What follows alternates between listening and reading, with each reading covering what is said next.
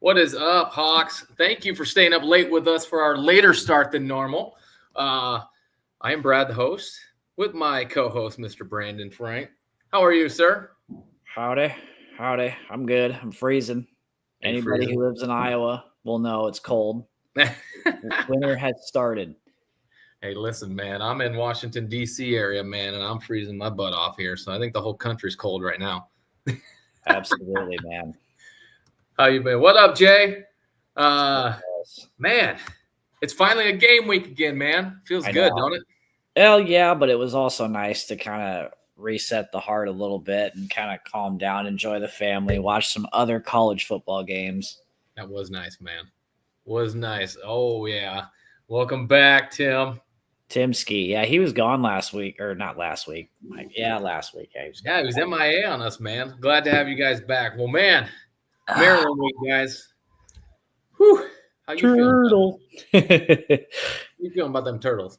Turtle. You guys remember Master of Disguise? Am I turtle enough? Dude, if I had a turtle costume, I would totally have done that. Just sat on here, just freaking this the whole time. Just turtle. Dude, speaking of cold, did I tell you it got down to like in the 40s down here in Florida? I'm not surprised. That's cold for us. I don't know. I lost my Iowa skin many years ago, dude. So I don't have Iowa skin. Talk much about it, but I don't have Iowa skin, and I live here. I complain about 60 degrees. So I'm a little baby. What else you do last Saturday, man? When we had a nice little breather. What did I do? Watched football, hung out with my son. I was going to watch the Maryland Rutgers game, and then I was just like, I have people that'll probably watch for me, and what turned out to be a blowout. Not by Maryland, which is insane. Yeah. And I actually thought Maryland might beat Rutgers, but Rutgers laid the woodshed on them last week. So, man, it's been a crazy college football season, dude. And we only have 2 games left. Can you believe that? Well, yeah. 2 for us. Well, 2 regular season games for us. We still got to go to Detroit if we lose. But hey, I don't know, man. I saw a nice little bowl prediction there that had us facing South Carolina. So that'll make the boss man Andrew happy. That'll be a fun one if that happens. It'll be just like 08. We'll smack them. Hell yeah, man.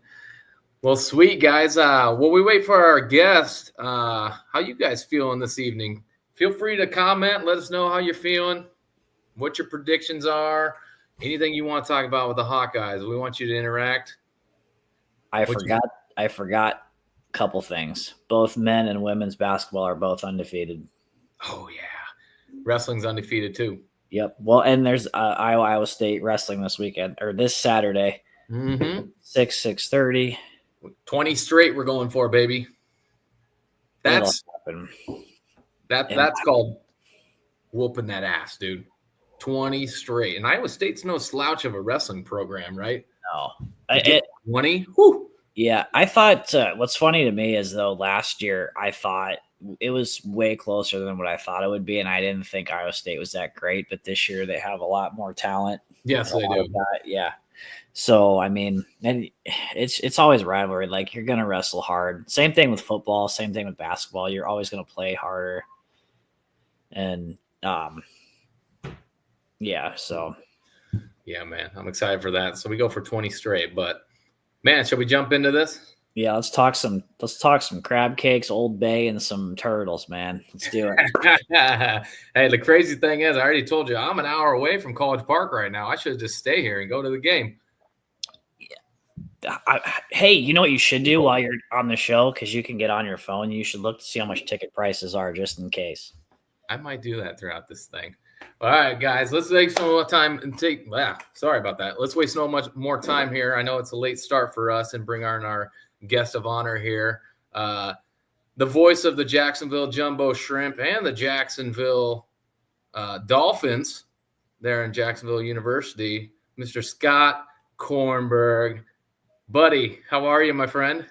It is nice to talk to you again. It's been a long time. I'm great. Crab cakes are really good, by the way. And I would guess as a Maryland alum, the tickets are probably not very expensive. You might be able to get one for like $10, maybe. There you go, dude. A good time. So sweet, man. So how you been otherwise, man? I feel like we've been talking about connecting on a podcast for over a year now, man.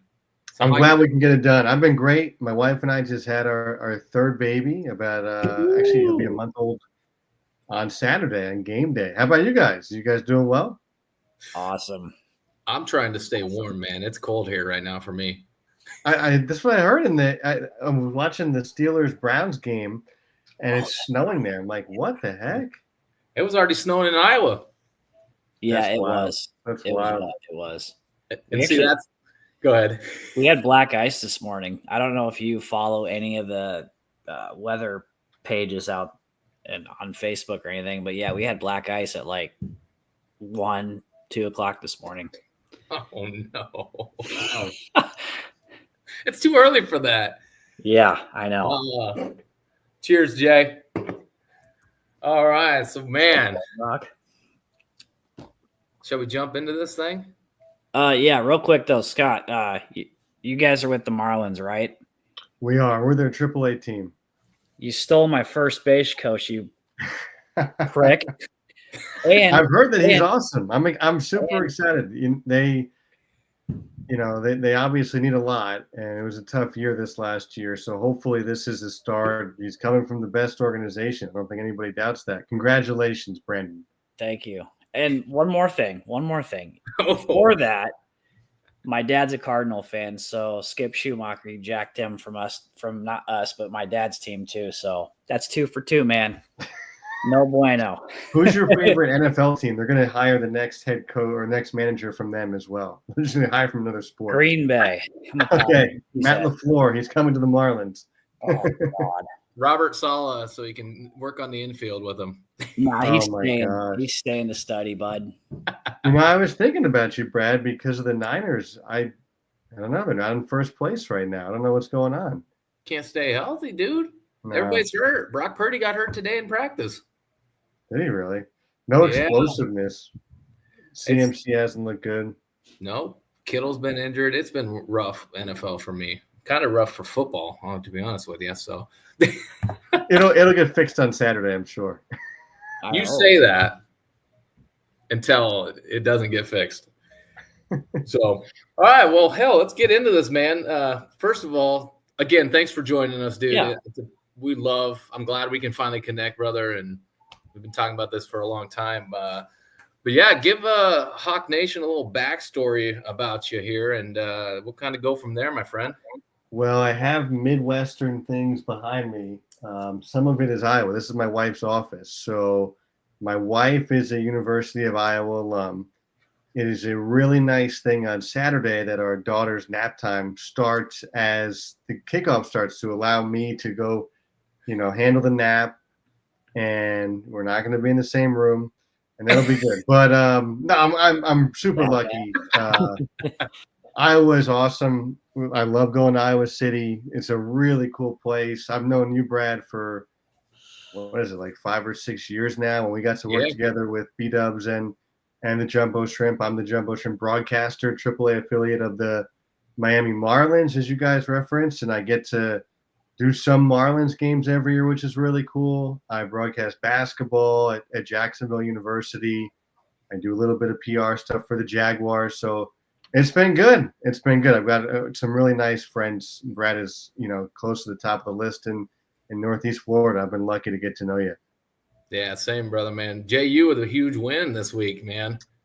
That was awesome. The nice thing is one of our communications assistant with the Jumbo Shrimp went to Virginia Tech, and he's very confident, and so he's been humbled a little bit by the natives here. I love it. Let's get them. Show them what Duval's all about, right? That's right. Get back down here and celebrate. It's great for them, and they've off to a really good start. UNF is off to a great start. I mean, everybody they play seems to be not good enough to beat them, no matter what conference they're in. So that's been really cool down here because as you know, the Jaguars, that's what people love, and it has not been a great year. I do think that they've got a lot of talent. I was listening to a podcast today, and they were saying they think that the Jaguars is going to be the number one NFL job open. I was like, I don't know about that, but they do have some pieces there, and hopefully they'll be able to kind of take from UNF and JU and get back to their winning ways. Not to mention that Jags have got that stadium approved, so I think that's what makes it such an appealing job, is that state-of-the-art, probably the best facility in all of the NFL when that thing opens. So, I mean, I get it. Yep, it'll be awesome. The tough part about it is they're going to play, I don't know where, but somewhere else. But it'll be worth it, hopefully, in the long term. Man, Tim, I don't think the Jags are going to win a few more games, buddy. I hope the Broncos don't get your hopes too high. I mean, I know we're getting off the Iowa-Maryland subject, but after I watched the Jags get just, I don't know what you want to call that, and they were all laughing about it on the field, I was like, oh, man, this is just nothing, dude. Was it the Vikings? No, the Lions. The Lions. Man. Put up a 50 burger on us. Yeah. Lions smiles. Nice. Nice, Brady. Nice. Lucky, man. I actually fly back to Jacksonville tomorrow, so I will not be able to go to the game. I know, like a day too early, dude.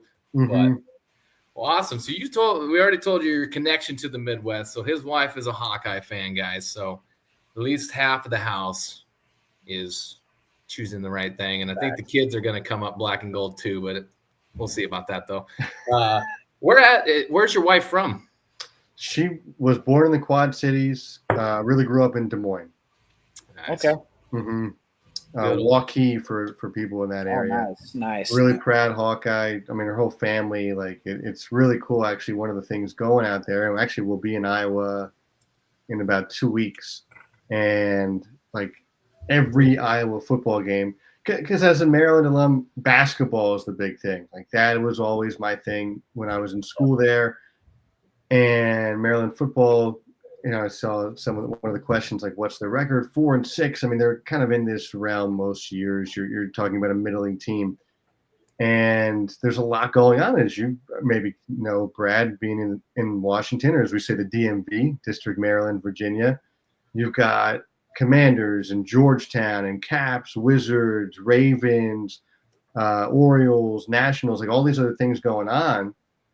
And so Maryland football never really has the big attention unless they really have, like in the early 2000s, they were very good. Yeah. Anyway, like that was a big thing. Like when my wife and I were starting to date, and I'd go out there and it'd be a Saturday, and like everybody is fully invested in their Iowa stuff, like on the edge of the couch. I thought it was awesome. I've never been to a game. I want to get to Kinnick. I've been like outside of Kinnick. I've been to campus many times, but it is very cool, the attention that the fan base has. That for Maryland football, it's just not the same thing. Yeah, I mean, Saturdays, that's all we got. Iowa and Iowa State, man. We don't have the pro teams. The closest thing we have to the pro team is the Iowa Cubs, and they get to come down and play the Jumbo Shrimp every once in a while. So every so often. I wish it was more. My wife wants us to play in Des Moines. It has not happened yet, but maybe next year. Oh, when does that schedule release? Just out of curiosity. We had our schedule come out in like April. The Midwestern teams that we would see this year, actually the only one really is Columbus. So we're playing a lot of teams in the Northeast, like Rochester, Syracuse. We always will play teams in the Southeast like Durham, Charlotte, Norfolk, Gwinnett, Nashville, Memphis. But we'd gone to Omaha last year. That was very cool. That was really my first time spending like extended time in Omaha. Like I'd done basketball there, but you're only there for like a couple of days at a time. Right. That was cool. And then, they just, Indianapolis had come to us, but a lot of the Midwest, because we're so far southeast, we don't see them. Sadly, I would love to go up to the Midwest more. I think the last time the I-Cubs came to Jax, right? Yeah. Mm-hmm. 2021. No, 2022. 2022. Mm-hmm. Yeah. And And this guy that's he's down below me. He was in charge of the PR post that took a little stab at football because the Jumbo Shrimp actually scored more runs than our football team was doing that season. So this guy's the guilty party in case anybody wants to know and saw that. But I thought it was awesome, to be honest with you. I think I messaged you. You texted me immediately, which is hilarious. But I mean, that's going to be the big thing for Maryland this Saturday, right? Is Iowa's offense is in a little bit of discombobulation. Obviously, Iowa's defense is really good. That's going to be a challenge for Maryland. They have not really recovered from losing to his brother. He graduated this last year. And, you look at the numbers, like Maryland's offense is okay, but Iowa's defense is pretty elite. And then you just got to take advantage of an offense that's really struggled. I think you've got to try to get some pressure on. But I think that this is something that, you lean Iowa. Being in Maryland, maybe there is something, a new quarterback for the Hawkeyes. Maybe that helps Maryland. I don't think it'll be a super high scoring game, but maybe if Maryland can get to 20, that might be something they need to do to pull this off. But I think, in my opinion, as an alum, I think Maryland's a clear underdog. So when you were at Maryland, were they still ACC or had they just jumped over? They were ACC my sophomore or junior year. I think it was junior year. They signed with the Big Ten, but it took like 2 or 3 years after I graduated to officially join the conference. But I agree, Tim. Maryland uniforms are awesome. Those red ones are really nice. I don't know if they're going to wear those this Saturday. Yeah. But that was really big. Actually, it was really interesting you guys asked that because Maryland fans as a whole, I still think are, they miss Duke. They miss North Carolina. Oh, I bet. They miss NC State. And the reality is that was nostalgia that was already going, right? The ACC was already expanding. Maryland's rival, who they were going to see, was Pitt, and that's not really their rival. So it would have been a little bit different. And for me personally, one of my best friends growing up, his whole family had gone to Michigan State. He ended up going to Michigan State. So I actually kind of grew up watching the Big Ten because I didn't watch much college football or college basketball except for when I was at his house and there'd be Michigan State on. So for me, it was kind of cool because it was kind of like, oh, these schools, I know this. And then obviously, I met my wife a few years later. That worked out pretty nice. My brother ended up going to Wisconsin. So I'm from New Jersey originally. Rutgers is in the Big Ten now. So for me, it was really nice. And I do think that most Maryland fans would come around to the reality that they needed the Big Ten money, that the ACC was changing anyway. Yeah. And that the Big Ten, it's a great league. No matter what sports you're playing, it's a great league. And Duke and North Carolina aren't in there, but Michigan and Ohio State and Penn State are pretty unlikable too. So they're pretty easy to dislike and they to avoid rooting for. That's true. Hey, I'll tell you what, with the new age of college football right now, I know Maryland fans should be happy that they jumped to the Big Ten when they did. Yeah. Because now they are in, let's face it, there's basically this is a 2-conference race right now.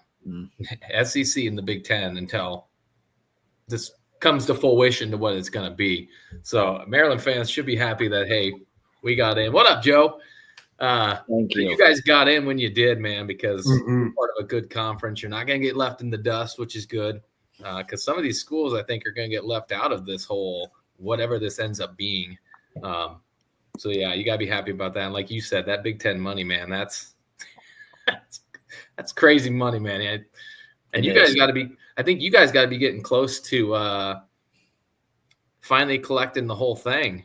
Mm-hmm. And if not already, and the other thing, I know people rag on Rutgers. Maryland, since joining the league, I think has won the second most Big Ten titles. So I know that they're not what Big Ten people like for football, but every other sport, Maryland brings a lot. Yeah. Great basketball historically. Yep. Their soccer program at one time was ranked number 1 this season. They are one of the best programs in the nation. Their field hockey program might be the best in the nation. Lacrosse, almost certainly, men's and women's, is the best in the nation. Women's basketball is always in the top 10 or 15. Baseball has been great. I know, Brad, you and I talk about that all the time. Yep. Iowa's been awesome in baseball, so that's been really cool to kind of see those two. So yeah, and definitely take the under this week. Heck yeah, Keegan. But Maryland other sports, they do a nice. I think they do bring something to the Big Ten. I hope the fans of the other schools realize that or enjoy having Maryland in their league. Maryland was built on crab kids. Fact. Hey man, I love me some crab, so I ain't mad at you, dude. All right, now I gotta ask you. So speaking of food, so you've been to Iowa. If you're gonna choose something, have you had Iowa sweet corn? But I'm from New Jersey, and New Jersey corn's a big thing too. So that I will say, my wife thinks I'm crazy, but Iowa corn's very good. Which one's better? You might offend some people here. Tread lightly. I'm gonna. You know what? I've always said you got to stick to your guns. I tell my wife that you're always nostalgic for where you're from, right? So I will go with New Jersey, and I'll take the beating on this podcast. Go for it. Let her rip. You might get a Bebops. Hey, I miss Bebops, dude. Oh, yes. Yes. Have you tried Bebops when you go back to Iowa? I got to get that next time we're there. Yes, you do. You do. It's good. It's good, man. Oh, there's your first one, Iowa sweet corn. Yeah, I knew it was coming. But listen, you gotta be partial to where you're from, right? Here's the funny thing, man. It's funny you say that. I work in New Jersey quite a bit, and I had no idea that their sweet corn's supposed to be good. It's a big thing. People think in New Jersey is like this. It's just like a highway, but there is like it's a huge farming state actually.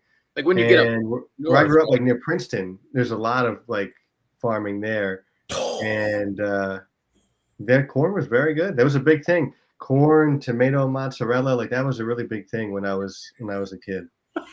Yes, I feel so garbage. Oh man! Well, there's another one. Oh my gosh, you guys are mean. Just try it. I think you'll like it. That's all I'll say. Well, you know what? Hey, when I go back up there and work, I'm gonna look for sweet corn. And I'm actually gonna ask the people because I had no clue, dude. You wouldn't know. You would know like the pasta and the pizza and bagels and all that stuff. Yeah, breakfast sandwiches. You guys love breakfast sandwiches up there, right? We do. That was a big thing when my wife and I started dating. She couldn't understand what I was doing. And it was actually really funny. We went to fiber internet. I promise there's a point to the story. We went to fiber internet like a few weeks ago, and the guy installing the internet was from New York. And I didn't know that. Like we were just talking, and then all of us, I was like, I kind of really like this guy. We had that synergy, and then he said something about how he likes to eat like a ham, egg, and cheese on a bagel every day. And I was like, wait a second here. Are you from the Northeast? And then we kind of pieced it together from there. Yes, pork roll. See, the big thing with New Jersey is do you call it pork roll or tail or ham? You kind of tell where somebody is from, but you put it on a bagel. It is, to me, that's a big thing. I won't make a bagel every morning pretty much. If I have time, I could add the meat, egg, and cheese. Sometimes it's just the bagel with butter. But that's a big thing in New Jersey. You go to the bagel place and you get your pork roll, egg, and cheese, and that's like a really, really big thing. My wife was very confused in the beginning of our 10-year dating, but I think now is used to me making those. And my kids love it, so that's a big thing too. There you go. No. Joe, games in Maryland. 11 a.m. Central Standard Time. And the spread, oh shit, you're gonna make me look. We'll look at the spread. I don't remember, but 5.5. Last I checked. It's funny, and we're talking about breakfast sandwiches. My kids love breakfast sandwiches too. They're great. Now here, without getting you in trouble again, you taking your breakfast sandwiches, or are you gonna choose Casey's breakfast pizza? I'm taking my breakfast sandwiches. I'm not gonna say anything more. Breakfast sandwiches over that. My wife loves Casey's breakfast pizza though. Same. I love it, man. My wife loves it too, man. Every time we're around it, we're actually going to get some Casey's in Florida, but it's going to be on the Panhandle. Really? They're coming down this way? Yeah, they bought out some gas station, and I think the closest one will be Tallahassee. So you're kidding. I didn't know that. Yeah, man. So if I'm feeling froggy one day, Tim, I agree, man. Mm-hmm. That's something we can all agree on. I like corn is divisive. But, Jeez. He's got to make his prediction first. Hold on. All right. Here, let's let him save some grace. We'll keep talking about some food here, right? So, I think it was Brady going to the game. What are some good places to eat for any of the Hawkeye fans that are out there going to the game? So, going to College Park, what is some places for them, food-wise, that they should check out?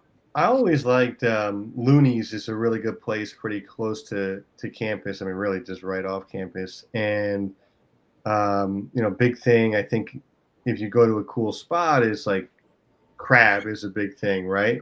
So the crab pretzels are really good. Obviously, crab cakes I think are really good. Thank you, Andrew, for speaking the truth not there. All hate. Not all hate. I appreciate it. But I always like Looney's is a pretty cool atmosphere, like a nice little sports bar if you're like in College Park before the game. And I mean, really, if you wanted to, you could. There's just a little path you could walk to the football stadium from there. So that was like a, more adult friendly spot than some of the other places the students are going that are a little bit. I'm 33 now. I can't do those things anymore. So I'm Team Looney's if I'm in College Park. You're preaching to the choir, man. I'm past those days now. Long past those days. Same. All right, we're switching it from food. Where's the best place these Hawkeye fans can go get some ice cold Busch lattes? Busch latte. Jay, I haven't been there in a long time. You can get Busch Light in Maryland. Yeah, I think you can. I haven't been there in a long time. I don't know. I don't know if anybody's down there. I'll let them decide. There's plenty of ways to find alcohol in College Park. It hopefully won't be too hard. Twitter. That's all I'm going to say. We're not going to comment on that yet, but because we don't know the whole story. All right, well, we'll get it out of the way. I don't know. Have you seen this talk? Mm-mm. So there's rumor that Cade McNamara left the program. Oh. And we're just like, at this point, we're not going to speculate nothing yet. We're just going to let it ride. So, Lon Dixon ain't walking through the door that Saturday. That's like, no offense. That's like that's when I think of Maryland, I think of him. I'm not offended by that. That's awesome. He was an amazing player. National champions, right? I remember that tournament too, dude. That was the prime of my teenage years, man. Oh, very nice. That was the first college basketball game I actually ever watched. Was Maryland beating Indiana. Ooh. And I think back to that team now. Like Juan Dixon played in the NBA. Steve Blake, long career in the NBA. Lonnie Baxter, great player. Byron Mouton, great player. Just had him on the tip of my tongue. A big guy. Anyway, like Chris Wilcox. They had like such good NBA talent. Kind of reminds me, Brad, if you remember, we were talking like just before COVID, like Maryland was so good with like Anthony Cowan and Jalen Smith, and they were going to be like a 2 seed in the tournament. Yeah, Wilcox. And like my senior year, or excuse me, my freshman year, Grivas Vasquez, this is when they won the ACC with Duke, and just had some really good players, but like nothing at that level. Like they've come close a little bit, but those were some just nasty teams with Gary Williams. Like they were just tough. They're going to just come at you every day. And Maryland hasn't had that. They need that grit again. I think they'll find it, man. I think they will. I I always like when Iowa and Maryland face in basketball. It's had some pretty good games. Yeah, they have. Like Iowa hoops is quietly good. Like they've had some really good. They've had NBA players themselves. Like the really cool thing is I love watching Luka Garza play college basketball. His energy, the work he put in, how much better he got every year. And I wasn't sure if he'd stick in the NBA. And he has. He's still in the league. That's freaking awesome. Joe, you enjoy that, man. Make it a power shower for us, man. Take a Busch latte in there. God. Oh, I have a question for you real quick. So, like, when I brought up Juan Dixon, So for Maryland football, who is like the goat? Who's the goat of Maryland football all time? Like who would most people know when they think of Maryland football? If you're like a deep fan, like Randy White, like the old Cowboys linebacker, would be like, he's in the NFL Hall of Fame. But probably like modern era Boomer Esiason, but even then he played at Maryland in the 80s. And I didn't know that one. Yeah, he was. I actually lived on the same floor of the same dorm as him when I was a freshman. And I got a chance to meet him one time, and he asked me where I was living. And I said 7126 Ellicott, and he said, "Oh, I lived in like 7113 or something." So that was kind of cool. I much less success, I'm sure, with women than he did. But What's up, Tired Sports? Torrey Smith is a really good one. Recently, he played a long time in the NFL as a wide receiver. Yes. Mm-hmm. Did Stephon Diggs go there too? Stephon Diggs. Yep. That's Stephon right. Diggs as well. That's right. Mm-hmm. Okay. Vernon Davis would be another guy. Yep. You could probably put up there Rest as well. in peace to his brother. Yeah. The Illinois guy. Terrible. Yeah, I was. I feel like you guys always find like some elite speedster. Yeah. Especially lately. And it's like one every who was the last one? I think you had one pretty recently too. Like he just torched everybody. And I'm like, man, I would kill for something like that. Yeah, it is surprising. Like Iowa, they build these defenses that are like, Darius Hayward-Bay was another guy who didn't really have a great NFL career, but he was good in college, and he was like a 4.2 40 guy. Yep, that's fast. Yeah, Sean Merriman would be another guy, like linebacker. He was really good. I just like Iowa. It doesn't make sense. They could build these defenses that are the best in college football, right? Like literally like number one some years, and then offense they're like 114th. I mean, you look at the graphic right there, 101. It doesn't make sense. Like you should be able to say to any recruit, we already built the defense. It's going to be good every year. We just need a little bit of talent. We can win a national championship. You're going to play in front of one of the best fan bases in the nation. Hopefully, I'm redeeming myself now with some of your fan base here. Fine.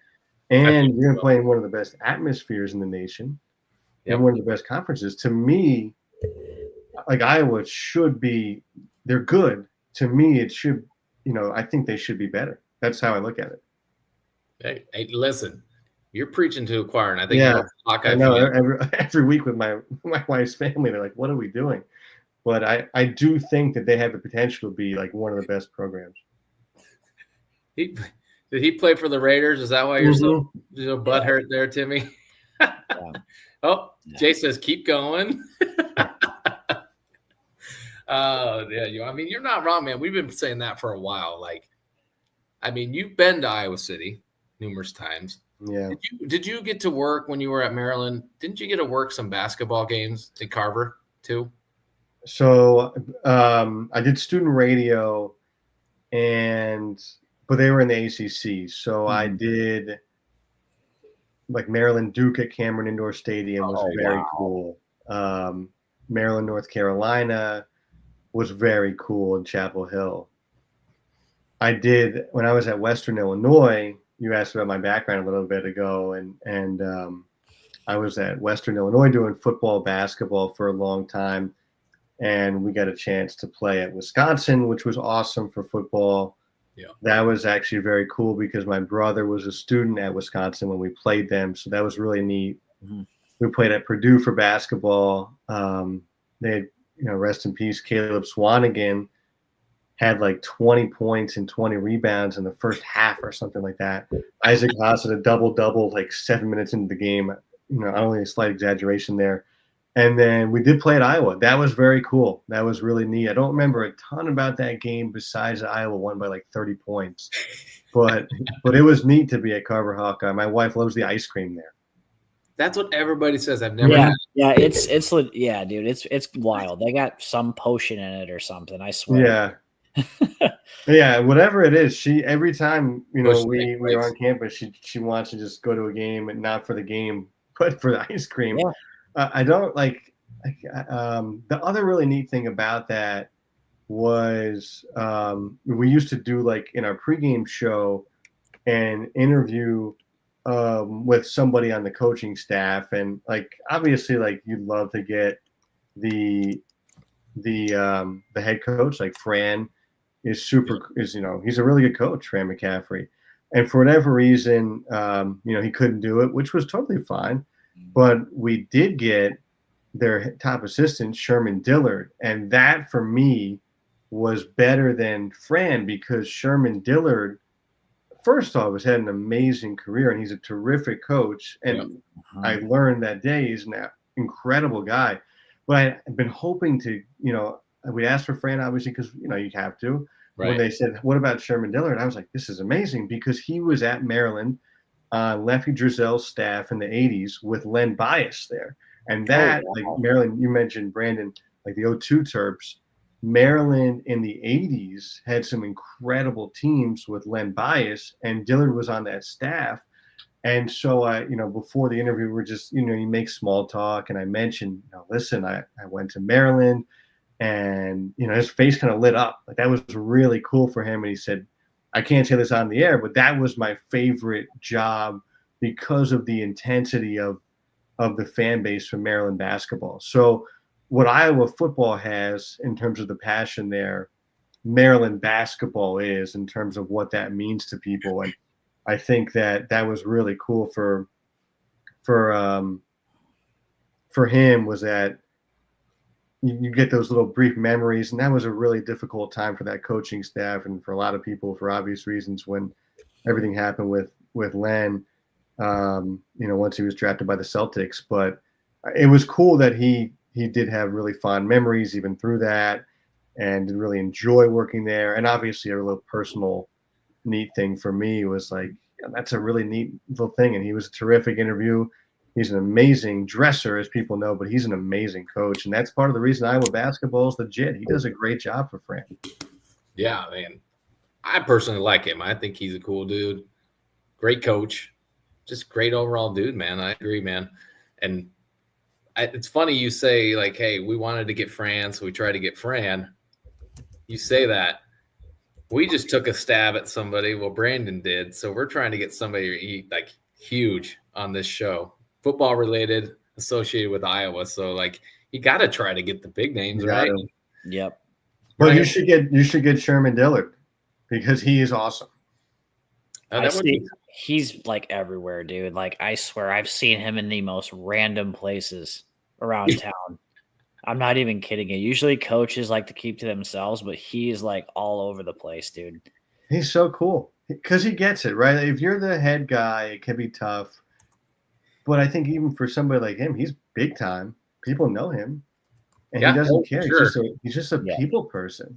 That is all. Again, you need those kind of guys. It's the career he's had. He has built some amazing teams. There's a reason he's on Fran McCaffrey's staff. There's a reason he's on Lefty Drizel's staff. Like, these are some of the best coaches in college basketball. And you really rely, in particular, because of the way scouting works in basketball, like basically if you're a head coach, you go to your schedule and you assign essentially a team for each assistant coach to scout. And you'll say, okay, Sherm, you've got the scout for Maryland, or you've got the scout for Western Illinois. And it's their responsibility to come up with the whole game plan for that team. Like, it's not the head coach, it's not the other assistants. Like, obviously they'll watch film together, they'll have input. Right. But when you get, and I've seen these reports, like when you get, okay, Luka Garza, he goes left, in this situation, or he's a ABC scorer, whatever, like, or they like to run this pick and roll for him, or, all that stuff. That's all developed by the assistant. And so if you've got really good assistants, you're getting really good scouts, essentially, of each opponent, obviously the recruiting, hopefully, as well, and your own team and the player development. But that stuff really matters. You could tell I was super prepared, I think, at least. Every time they go out on the floor, that's a reflection of the coaching staff that Fran has built there.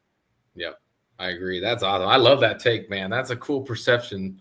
Kind of some behind the scenes of how it kind of works. And I think a lot of people always think it's all the head coach and those assistants kind of work on fundamentals and things like that.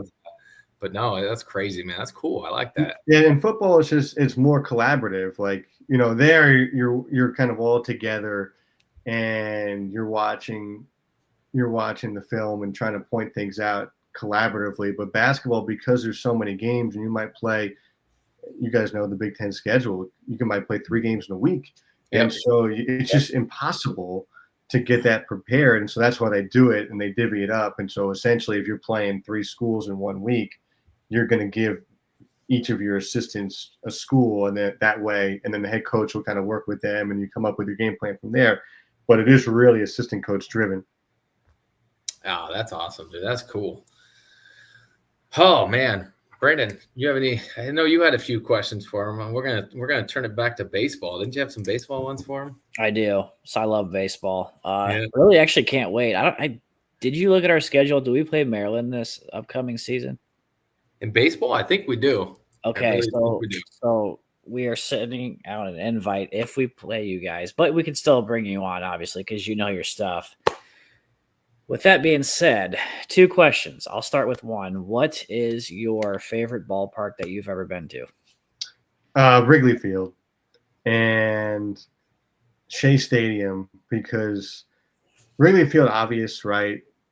For so many years, you see it on TV growing up on the East Coast, and you hear about it, and it's like this mythical place. And I remember the first time I went to Chicago with a friend of mine, actually ironically from college, and we were walking around, and you're like, oh my God, this is it, right? Like it just pops out of a neighborhood, and like there's the rooftops, there's the ivy, there's the flags on the foul pole. Like you can't believe it. And then you walk in, the organ is playing, and that place is so cool. Hey, while you were there, question for you: did you get to check out Merkel's? I don't know. I don't know which places we went when we were all over the place when we were like in Wrigleyville. So I don't know. I can't remember which places we went to or not. I'll have to ask my wife when we're done. I'll text you. Probably. Remember that is big Hawkeye Bar. Shout out Merkel's. Yep. Friends of the show. Hawkeye Bar. Yeah, we've done that. Yeah, we did that. Yeah. Now you're Hawkeye Bar. Okay. Yeah, we got that. Yeah, we watched some games. We watched some games there. Hell yeah.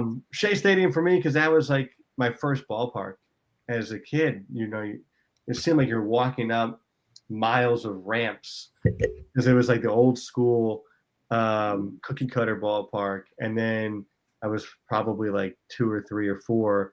And all I remember, you see, like it's such a cliche, but like the greenish grass and the perfect diamond and all that stuff. But a lot of great memories going to games with my dad and my brothers there, watching the Mets. And Shea Stadium, I thought was a terrible place to watch a game because it was really not very nice, but it was also awesome to watch a game there because it was a great atmosphere.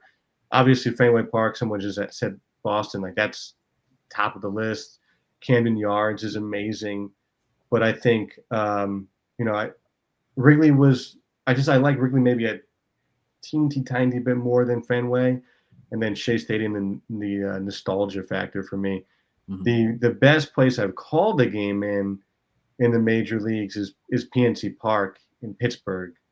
I don't know if you've ever seen pictures of that place. That place is extraordinary. Was that this year? That was this year, yeah. Did Skeens pitch? I forgot to ask you. Skeens pitched my first ever road game in the major leagues. Wow. That's awesome, dude. That was cool. And we stay across the bridge, and you could take the bus, but I was like, I'm not taking the bus. So I walked from the hotel, and you walk through downtown Pittsburgh, and then you get to the Clemente Bridge, and there's like a bunch of pictures of him as you walk across the bridge, and the ballpark is right there. And that was super cool. That was really, really neat. I know the Pirates are down, but you could see why that place, when they're good, would be a really cool place to watch a game because it's only 2 levels. I didn't realize that. I'd been to a game there when I was younger, but I didn't remember that. It's only 2 levels, and the really neat thing about it is, as you guys know, the ballpark's right on the water. Mm-hmm. And I just kind of figured it's just on the water, but they incorporated, took the little details that make that place so good. They incorporated the water into the ballpark. So when you're walking over the bridge, which they do close down for Pirates games, so other people could do that too, there is like a retired numbers garden that you could see that's on the outside of the ballpark. You can walk through and it's got all the information about Clemente and Stargell and all those guys who play there. Mhm. And then if you were to keep walking along the waterfront, again, I just figured it was just waterfront. It's nice, great. They've got these like baseballs. They're huge. They're probably, I don't know what a good comparison is, but they're humongous. And each baseball has an autograph on it. And it's all the Pittsburgh players who have made the Hall of Fame, like dating back to the 1800s and also dating to the Negro Leagues players. So Oscar Charleston has a baseball there. And it's just a really neat touch. Everything about that place is so cool. And that is near my top of my list as well. That's awesome. And the fact that you get to call Paul Skeens' game, that guy is. He's ridiculous. He's ridiculous. That's a one of one dude. I tell you what, man, that's a pitcher we haven't seen in the major league for a long time. No, and it felt like he was off the day I was there, and he was off, and it was like, oh yeah, he still went 6 innings and struck out 9 and allowed 1 run on 4 hits. Like that was like an off day for him. He's special. God, yeah, and that was an off day for him, and. That's so cool. I forgot to follow up with you. I'm glad we started talking about this because I think when I saw you were calling him, I'm like, oh, you're going to get a call Skeens? And you're like, I don't know yet. And we did. And that was neat. And then we went to Washington. That was obviously cool because of where I went to college and a lot of my friends. And actually, when I did internships in college, like my favorite internship was at this radio station, WTOP. And they would be like, what nights are you free this week? And I would say, whatever, Monday, Wednesday, Friday, Saturday. Anyway, whatever sporting event was going on in the DMV, they would get me a credential for. Like I'm in college. I was a junior in college. And they would I was covering Orioles, Nationals, Caps, Wizards. So like I don't want to say interview, but I was in the media scrum with Kobe Bryant. I asked him a question. Bryce Harper, I was there the day that they were playing the Phillies and he stole home and like in the clubhouse after the game was like super defiant about the Phillies. And this is like the very beginning of his career because Cole Hamels had thrown at him. And no one was taking the Nationals seriously. And they ended up, like we're really good. And they ended up winning the division that year, I think. So anyway, like I walk into Nationals Park and you go up the press elevator and there's like I get off the elevator and there's like my internship boss. Like he's like, what are you doing here? So that was really neat as well. Oh, that's cool, dude. Mm-hmm. Man. That's awesome. I went to school for graphic design. I chose the wrong thing because here I am doing what you do almost all of a sudden in just 1 year. It's pretty cool. Oh, man. Yeah. This stuff looks amazing, though. I told you in the text, your graphics are incredible. Yeah. They're impressive. Tried it, baby. Yeah. It's only put it to use. Season number 1, baby. Well, dude, that's awesome. Brandon, do you have any more? I got one more. Baseball guy? Yeah. Do you guys get to eat a lot when you go to ballparks? We like food here too. So the best place to eat in minor league baseball is when you play the Nashville Sounds, because in particular in the minor leagues, it is really a wide range of what they're going to give. There are teams that you get like a little voucher and you just take it to the concession stand for like chicken fingers. And there are teams that like they cater, but like their food is not amazing. And most of the teams, it's they'll bring something in. It's solid and it's free. Listen, like I'm not gonna complain about that. Right. When you are in Nashville and you get a press pass, you're eating like a 6-course meal. It is incredible. I have like a media group chat with like our graphic designer with the Jumbo Shrimp and like our other broadcaster and like our communications people and all that stuff. And every day we were there, I was texting them what the meal was. And you're talking like several appetizers. If you want, I could probably find a meal. And several different options for food and several different dessert options. Like it's incredible there. And their chef is like, he'll come in, and one time said to him like, thank you. This is amazing. This is like not just plentiful food, but it is incredibly high quality food. Like I would put this, like if this was a restaurant, I would go to this restaurant and buy this food. Like that's how highly I think of the Nashville Sounds and really their operation in general. And I said like, hey, thank you for putting this all out there. And he was just like, listen, it's important for us, like the impression that we make on, the other people coming in here. Obviously, like the Nashville media probably means more than I do to them, but that stuff matters. So, Nashville is the great spot to go. For the Minnesota Twins, boy, I hope so. They've got a great fan base. I hope for you guys' sake that they will. First off, amazing ballpark. I think at some point they will. I don't know if it'll be in the next 2 years. I think right now they're in an interesting spot where like the Royals are on their way up, Tigers are on their way up. The White Sox stink, but Cleveland is on, is always going to be good. So it's just an interesting division that they kind of had their chances and, maybe didn't put the money that they could have into the team or maybe they could not have, I don't know. But you could be a White Sox fan. I think the Twins will at some point. I do. They've got a really good front office. I do think they'll find a way.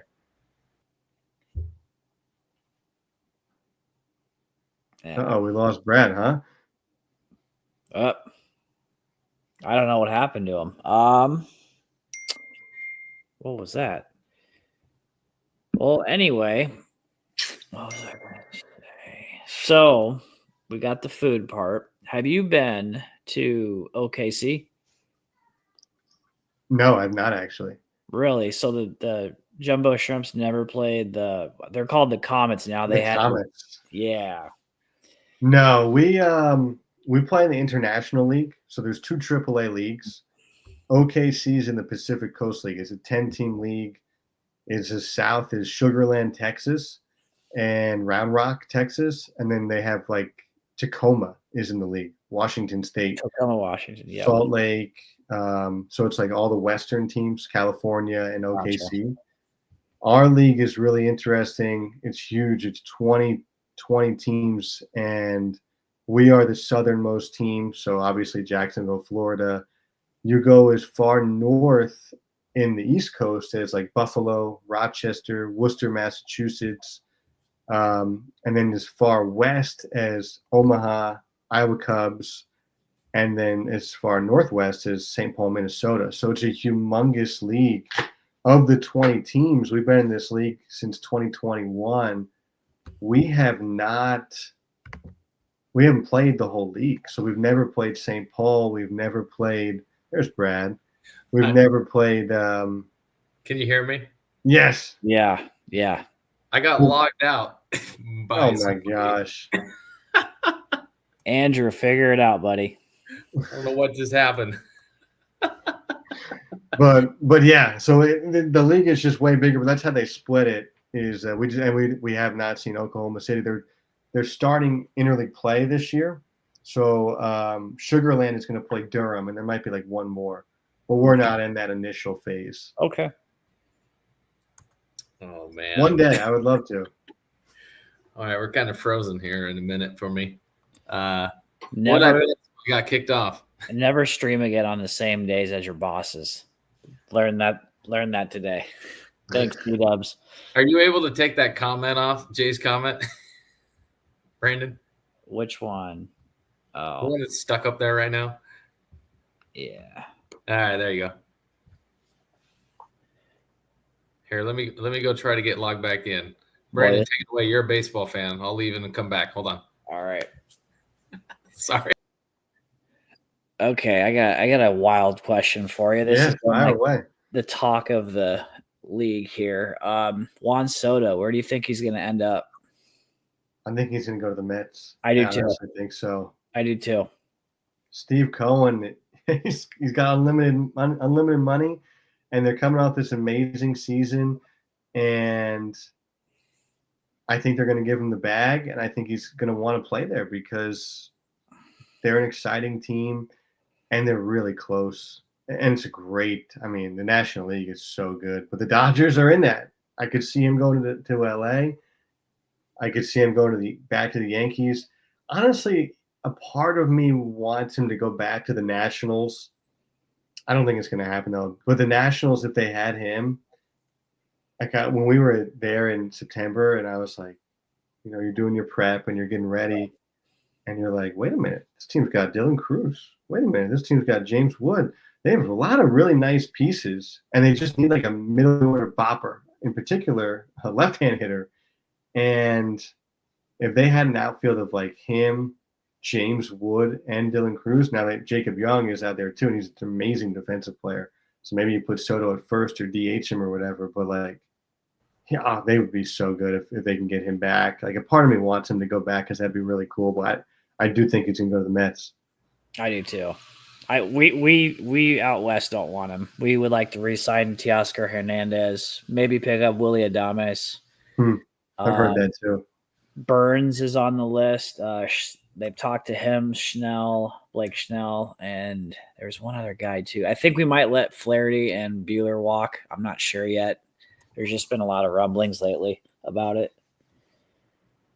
I would if I was the Dodgers. Flaherty's so inconsistent. Buehler, yeah. Sadly, it's just I think the injury. So he got that great moment in the World Series to win it. But yeah, I've heard all that. Adames, I hear a lot with the Dodgers, and then I hear Burns a lot too. But Snell would be great. I think he'd be really good there. I do too. Another lefty for the Dodgers. You kind of makes sense. And then I can't pronounce that dude's name in Japan, but we're supposed to be getting him too. That Rosa, I can't say it. Do you know who I'm talking about? Sasaki? Yeah. Yes, yeah. That's how you say it. Okay. Mm-hmm. Yeah, he's supposed to be terrific. Yeah, and a lot of people are saying he's going to go to the Dodgers. I'm sure the Dodgers will come away with plenty of amazing players when spring training rolls around. I cannot wait, man. All right. Well, shall we get back to some football? We got a baseball show coming up. You're going to come hang out with us quite a bit, aren't you? Yep. If he's got time, right? I would love to. You guys just tell me, and we'll find a way. Bless it. All right. So let's get back to the football. So we usually pick 5 games, my friend. So you want to pick 4 games, and then obviously we'll pick the major game. Sound good? Yep. Yeah, let's do it. All right. Let's get these picks going. If you guys have some predictions, go ahead and comment down below, and we'll try to show your scores as well. So let's stick with the Big Ten on this one. Let's go with the biggest game of the year in the Big Ten that everybody predicted. Indiana versus Ohio State to go to the Big Ten championship game. We all called it. I know we did, right? Darn right. Good for the Hoosiers, man. I know. Right? I agree. Man, and that coach, man, that guy's got some balls of steel telling everybody, Google him, I just win. And then he comes out and does this. My man. Where was he before IU? James Madison. Yeah, he did win there, that's for sure. Yeah, he was in playoff contention, their first year in FBS. And they couldn't do it because they were too soon, and that was the whole gripe that one year, and it was like crazy. But all right, as our guest, man, you get to pick these games first, all right? All right. You know what? I'm gonna go hard over head here. My head says Indiana's not going to beat Ohio State ever in football, but you know what? My heart's rooting for the Hoosiers. Dream season. Nobody wants Ohio State to win. Come on, unless you live in Ohio, they got to be like the most unlikable school ever. Go IU. Nice. Okay. Do you need a score? Yeah, why not, man? All right. Give me Indiana 35-28. 35-28. What's up, Trey? Trey is that guy. What's up, Trey? What up, man? Added you, man. You're in. Brandon, what you got? Well. Ooh, look at this. Indiana. Yeah, this is insane. So, ooh. Scott, this is probably your first time ever checking out our show, but I do not like Oregon. I think they're phony. They've only played Ohio State as far as like any talented team this year. I'm not impressed with Oregon. I will never be. Well, they'd have to like be world beaters, but to me, they're not. So I want the team that I think can take them out in the Big Ten championship and expose them, which I think they'll get exposed in the playoffs regardless. But I'm going to go with Ohio State because I think if you go out to when they went out to Eugene, it was just time zone, freaking jet lag, whatever excuse you want to call it. I think Ohio State's on a mission now. Indiana's still going to get into the playoffs. I think they're going to be like an 11th or 12th seed. But Ohio State 42, Indiana 38. Well, I mean, he's not wrong. Their best win is Ohio State, but their second best is definitely Boise. So Oregon has played some people, I guess. I forgot that they played Boise early in the season. Yeah, I forgot about that too. But Oregon, I don't care. They don't impress me. Hey man, love it. I think this thing's gonna be a shootout, dude. I really do. I think we're gonna get in the 40 points each. I think it'll be a one-score game or one possession game. But I'm going with Ohio State. Too much to what you said. It's in Ohio State. They're playing well, and they got a chip on their shoulder. They want to get back to that Big Ten championship game, and they want to get redemption against Oregon. Did you see the Ohio State fans crying over an 11 o'clock game? Do you blame them though? I mean, every single game. It should be at night, yeah. But if you look, well, 2:30. Yeah, I guess. But like, there's also really good games at nighttime this weekend too. So they would be fighting over it. Man, I think this might be one of the games of the year. But yeah, I'm going to take Ohio State. I'm going to take them 45-42. Or it could go opposite and it'd be a blowout, but you never know. By either or. We don't really know. I guess we're going to find out. But I'm taking Ohio State. I mean, I have to. I want Indiana. I'm like you, though. My heart says Indiana. I want Indiana. My head is going to tell me Ohio State. So I'm the guest. I can bet with my heart here. You can do either or. You can do whatever you want, my friend. It's up to you. Yeah. Yeah. I mean, they got a lot to prove, dude. I will say this, though. Indiana reminds me even though we didn't like blow out teams like crazy back then, but they remind me awful lot of the 2015 Iowa Hawkeyes. Yeah, they just won. It didn't matter. Yeah. But except these guys blew teams out. I mean, we didn't really blow anybody out too bad, I don't think. No. We just won. All right, you want to stick in the Big Ten, or you guys want to head over to the SEC? Let's Big Ten. Big Ten? Yep. Penn State. One loss playing for a spot in the playoff versus Minnesota, who's won 4 of the last 5. Is this the hot seat game? For Fleck or for Franklin? Both. I think Franklin, yeah. I really do.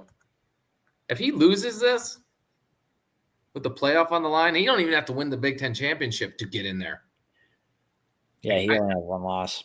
I don't know, man. There you go. Fuck Ohio State. Amen. Nice. College Sports Villains. By the way, check those guys out, man. Part of our network. Hosting us. Awesome dudes. You want to talk all things college sports, check out College Sports Villains. Andrew, thank you again for everything, my friend. Who you got, Scott? I mean, I think you got to take – I'm going to go head over heart here. Penn State, I think they're going to find a way with the pressure on to make it happen. You got a score or not today? Your choice. I'll say 38-21. I don't think this is going to be all that close.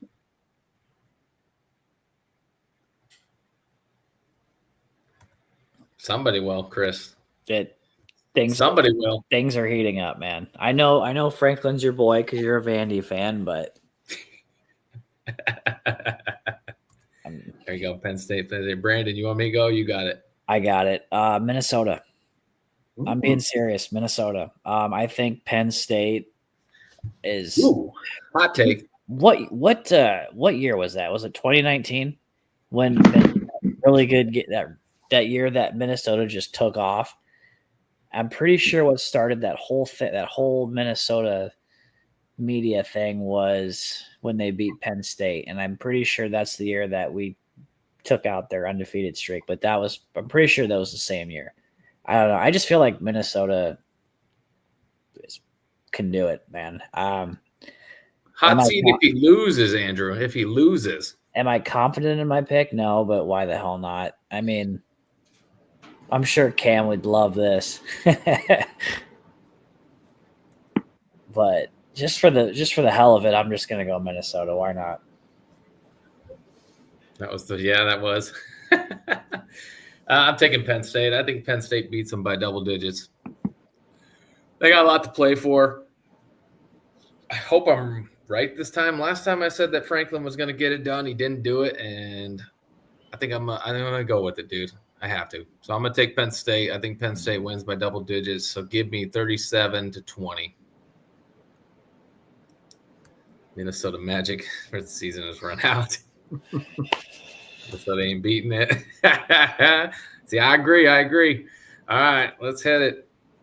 You want to do SEC or you want to do probably my favorite game? Let's save mine for last. Go ahead. Right. Boom, this one, baby. I'm excited for this. Man, I'm excited for this game too. And I think I'm going to have to pick. I'll let you go first, and then I'll tell you where I'm picking from. My first college football games were at Army. Every year, my parents' friends, they had season tickets. They would invite us. We'd tailgate. This is like the devastating years of Army, where they went several years without winning a game. Yep. And now to see them undefeated, I'm going with Army. I want them in the playoffs. Let's go, Army. Yeah.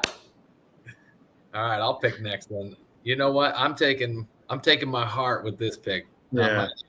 I'm going with Army for the same reason. I come from an Army household. My dad served, so thanks, Pops. Appreciate it. I'm going with Army, man. I always love watching Army. Plus, their uniforms are just always they're sweet. Elite, man. Army and Navy always have the best uniforms. Screw Oregon, dude, in their uniforms. Army and Navy just take the cake, dude. I don't care. Oregon, you're in like third place in my opinion. I don't care. So I'm taking Army, baby, with an upset. Close one. I'm going, let me see. I'm going to say 21-17. I was going to say 17-14. Boom. Army wins. Hell yeah. Yeah, I love it. There's my dad. What's up, Dad? Yep. Oh, Army, baby. All right. Brandon, who you got? Well, first of all, I would mention religion, but you're from the Northeast, so I'm going to tread lightly. Let's go Army. Yeah, look at these. Everyone's in for Army. I love this. How cool would it be to see Army in the college football playoff? That'd be amazing. I wanted Army and Navy in the AAC championship and to play each other twice. That'd be cool. That didn't happen. Navy ruined that. Thanks, Navy. Well, actually, no, bastards. Sorry, Levi. Way to go, Navy. All right, cool. All right, let's go to your game before we hit up the Iowa game here. Okay, guest goes first. I'm going last. All right, deal. Oklahoma. I'm taking Alabama. I know it's been a weird year for those guys, and they're not invincible anymore. Nick Saban's not there anymore, but I don't know. I still think that they just have elite talent. I'm taking Alabama because they're in Tuscaloosa, right? So that I think that matters. Nope. Norman. They're in Norman. Oh, they're in Norman? I'm still taking Alabama. 24-14. Yeah, I have to agree. Alabama or Oklahoma's having a very bad welcoming party to the SEC this season. So I think it continues, and Alabama's playing for a playoff spot still. So I think Alabama wins by at least, I'm going to say at least 2 touchdowns, dude. Really? So I'll take it by 17. I'm not going to give a score because I don't know. I'm saying Alabama by 17. Bama by double. Bama by double. I hate Alabama, by the way. Me too, but I'm going with my head on this one, Kyle. Yeah. Oklahoma's not likable really either. No. Brandon loves it. All right, Brandon. All right, dogs. Okay. Fuck all you Alabama lovers, first of all. You're going to get us fired with this pick, aren't you? OU is my SEC team. I got a lot of love for Oklahoma. Big Toby Keith fan, rest in peace. Bob Stoops, it's my hero. I actually wanted him to coach at Iowa before Kirk got hired, so it was it was one thing. So I've been watching them for a long time. So anyway, it's senior night. It's a night game. Their offense is dog shit. They lost to Missouri in what was probably the most pathetic game I've seen this year, and I've seen some pathetic games, ask Brad. Alabama's really good. I really want to pick OU for not only Danny Stutzman, Billy Bowman, all the seniors that have contributed to the Sooners, and they put their heart and soul for this team. I don't think it's going to be a blowout, but I do think Alabama's going to win it. Now, I'm not sure if LSU plays this weekend or not, but that would be Oklahoma's last opponent, and we will definitely pick that one next week. And depending on how this weekend goes and how they do, there may be a nice little surprise next week for that. So unfortunately, I have to go with the losers out in Alabama. I'm going to say it's going to be like 35-31. You can call me a homer all you want, you SEC boys at the CSV. Oh, yeah. Okay. Yeah. Okay. You guys are in for a treat next week once I pick that game. So, Alabama. I'm taking Bama, unfortunately, but it'll be closer than you guys think. I guess we'll see. All right, let's get into the real game of the week.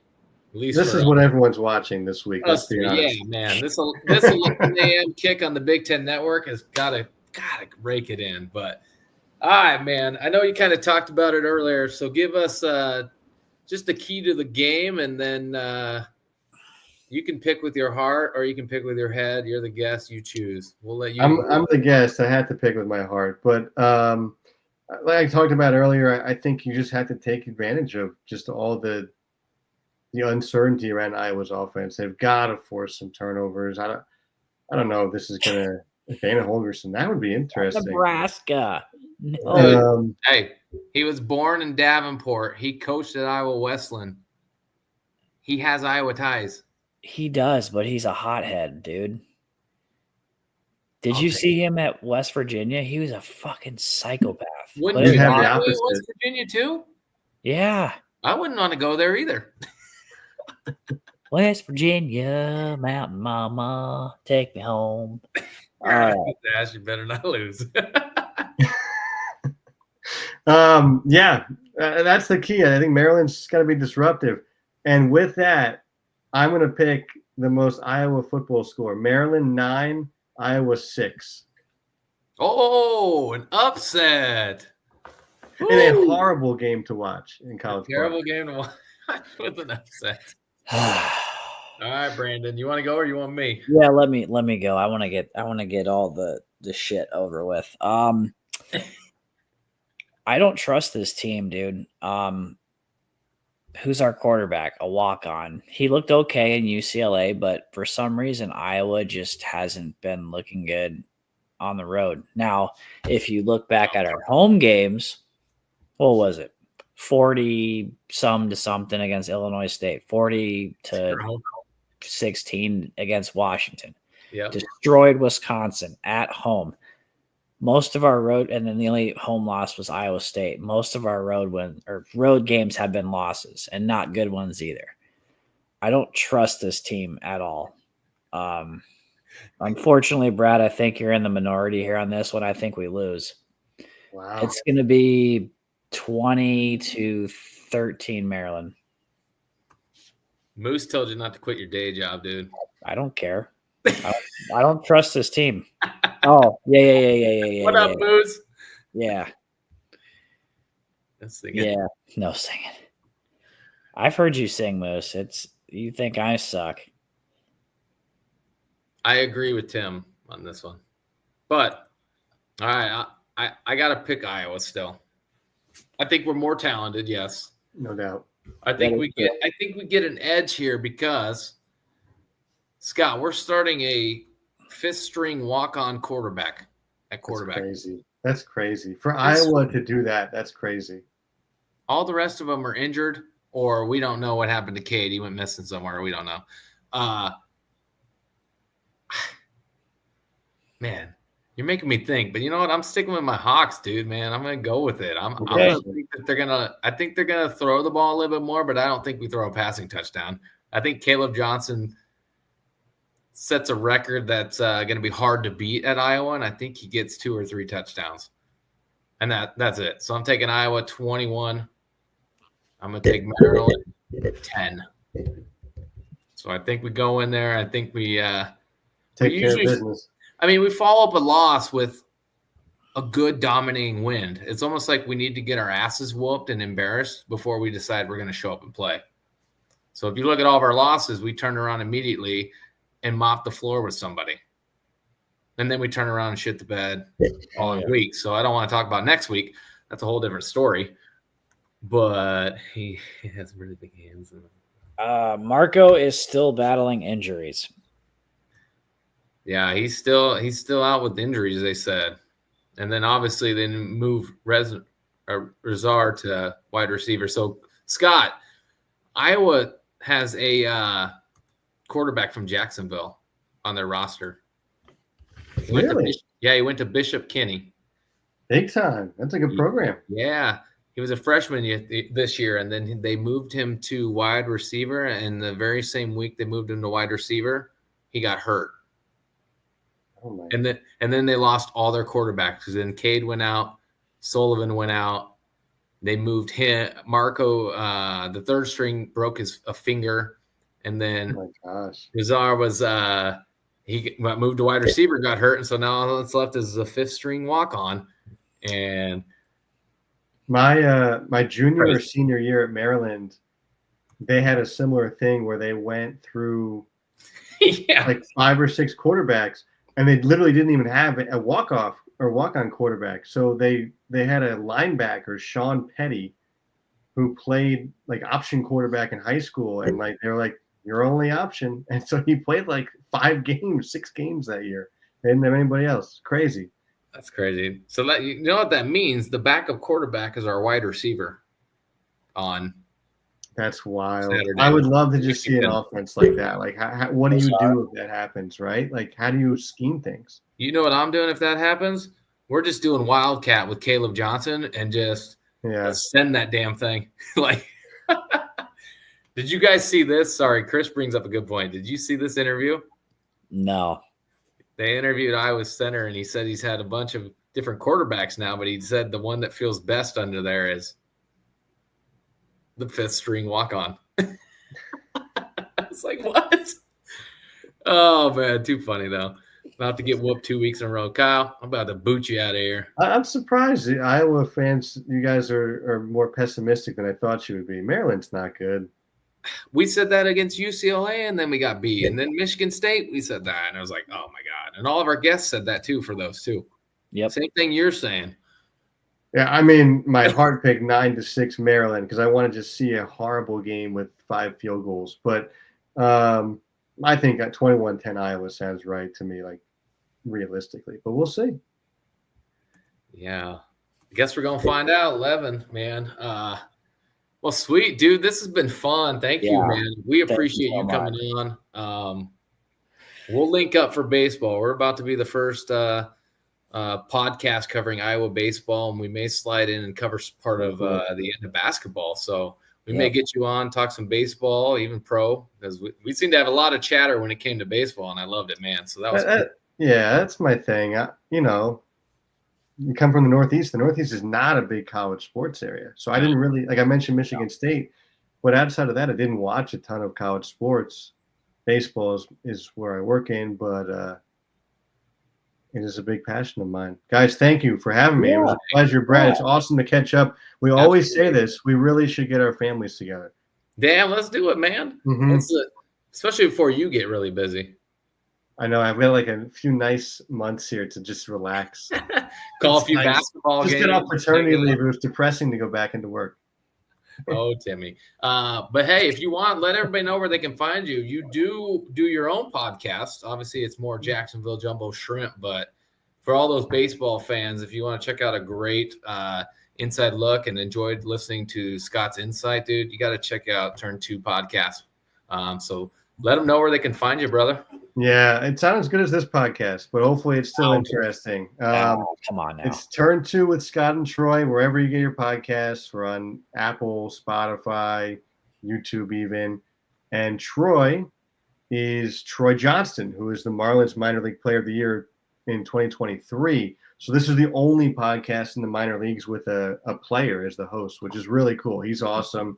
We've got an amazing episode for our next one.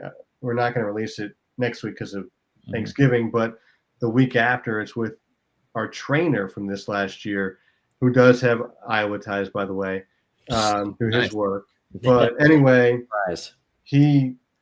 a part later in that episode, he actually had this day where he was in the minor leagues in Cedar Rapids. This is like the 80s, and he saved somebody's life. And it's a really, really cool story. So we bring that up. But you guys do a great job. This is really cool. Appreciate it. It's awesome. I just want to say, as a Maryland fan, again, not just to be in the good graces of my wife in a few minutes, but also to seriously say that it is an awesome fan base Iowa has. I love going out to Iowa City and Des Moines, obviously, too. But I really do want to go to a game at Kinnick soon, and hopefully I'll be able to do that because the fans are fantastic. All right. We can make it happen. And when I head up there, you can be my carry-on. Okay. Yeah. You and I are going to head up there. All right. Sorry, Maddie. He's coming with me. I love it. That would be so fun. That would be a lot of fun to go to a game together. 120 golf you. Well, awesome. Yeah. We got a tailgate spot for you too, my friend. So, do you really? Look at you guys. Yeah. You guys. Yeah. No wonder you're so popular. Yeah. We're trying, baby. We're trying. All right. Well, sweet. Guys, thank you for having me on. Yep. I really appreciate it. It's good seeing you. We'll catch up, obviously, when I get back to Jacksonville, my friend. So thanks again, buddy. Love it. All right. See you guys. Later, Thank you again. Take it easy. Thank you. Man, that was awesome, dude. Talk about some good baseball inside, huh? Absolutely, man. I'm excited for baseball. Yep. February, guys. February. It's coming. It's coming. This is coming really, really quick. You can have Scott back. Oh, yeah. We're going to try to get Scott back, dude. He is phenomenal, dude. Yep. Great, dude. And Jay, also, we may pick up basketball towards the end of the year. And we'll see. We'll see how January goes. We may get bored and get froggy. So, yep. We'll have to shotgun some bush lights. Yes, sir, we will. And some fireball, baby. But last time we did that, we lost. So, I don't know about that. So, all right. What do we say? We take a quick commercial break. Shout out to the Villains Network for hosting us. Andrew's been an amazing dude for us. So, what do you got? We have an announcement to make. So, I promised a friend of mine. He's got his own Hawkeye show. It's a little bit more chill than us. His name's Dean. He's got a show called Talkin' Iowa Sports. Really good dude. Really knowledgeable. Knows his stuff. For women's basketball. Yeah, Cubs do suck. Moose. He has can't remember her. I know her first name is Molly, but she's a former Iowa women's basketball player that joins him to review basketball games for the ladies. Yep. So he will be on our personal page. So if you get a notification, it's not a Wednesday. It's not us. So excited. Yeah, Dean's good stuff. You want numbers and a different take and a different feel, man. Dean's good stuff. So he'll be starting to stream through the Hawkaholics page. So check it out. But let's shout out to the villains here. Check them out. Give them a like, share, follow. Network is growing, doing big things in the future. Former NFL player might be joining this team with obviously not on our show, but have a podcast on the Villains Network. So more to come on that. So we'll be back in 45 seconds. We'll wrap this thing up.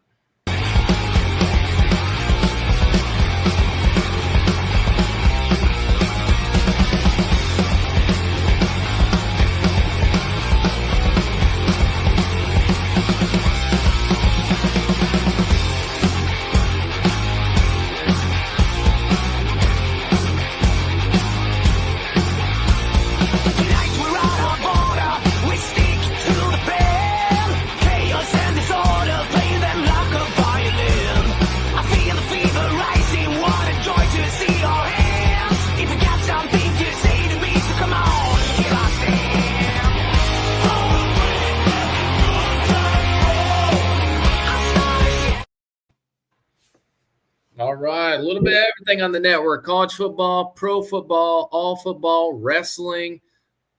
Man, it's there if you want it, man. Pro wrestling. We will cover your Iowa wrestling when it comes time for that. So, man, how you feeling? I'm like I said, dude, I'm really sorry, but I don't have a good read on this team right now, especially with the fact that we don't have a quarterback, and that would probably be my Hawk Tua for the week. Yeah. I'm nervous. You're nervous. I am. That's your only Hawk Tua you got for me? Well, last week you were like, what the? I got one. So I don't know to all my fellow gas station freak fans in Iowa, but Come and Go. Come and Go is going to be rebranded to Maverick, which is a gas station company out of Utah. They will be rebranding at the end of 2025 and beginning of 2026. So Come and Go will be gone. Man, that's kind of sad, man, because guess what? I see people in Jacksonville, Florida wearing Come and Go shirts. I know. I need to go get a shirt before because I know the one across the street. Oh, yeah, state football. The one across the street, he said they're all out. They're like not even doing anything with it. So I'm like, great. There it is. Thanks, Moose. Back, brother. Thank you. Don't be nervous. Caleb runs for 1,000. Possible. Yeah, I believe it.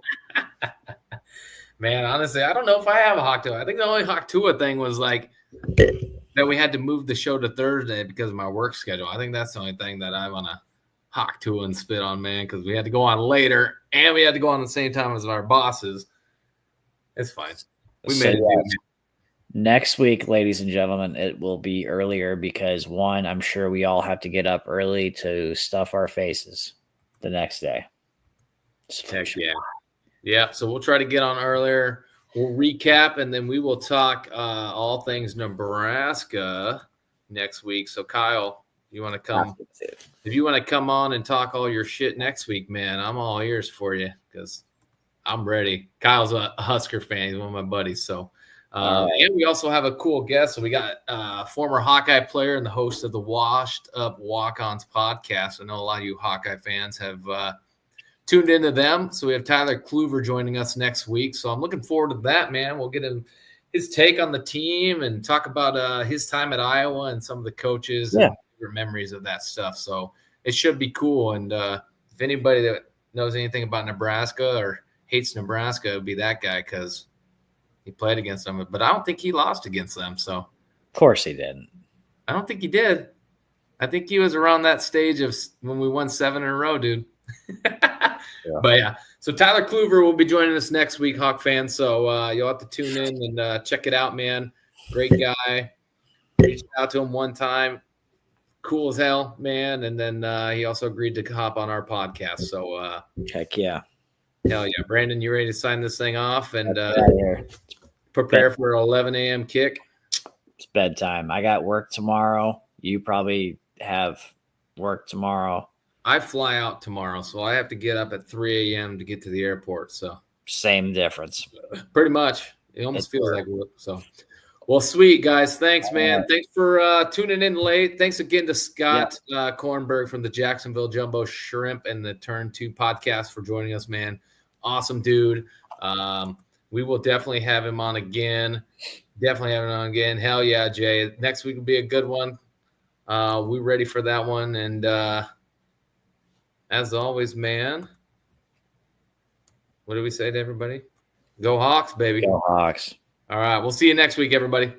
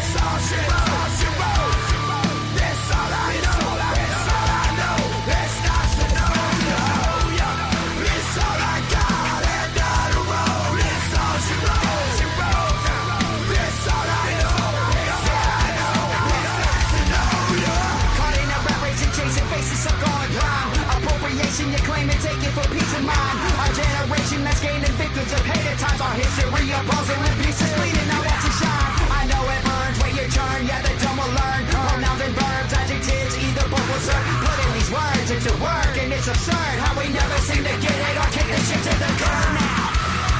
This all I got, and on a road. This all she wrote, she wrote. This all I know, this all I know. This not to know, yo. This all I got, and on a road. This all she wrote, she wrote. This all I know, this all I know. This not to know, yo. You ever wonder when it's time to stop living up here and start living down here? Don't take a loss. I double down, exercise, you know where to be found. We're coming up, you're going through. No, this is the sound of whoever.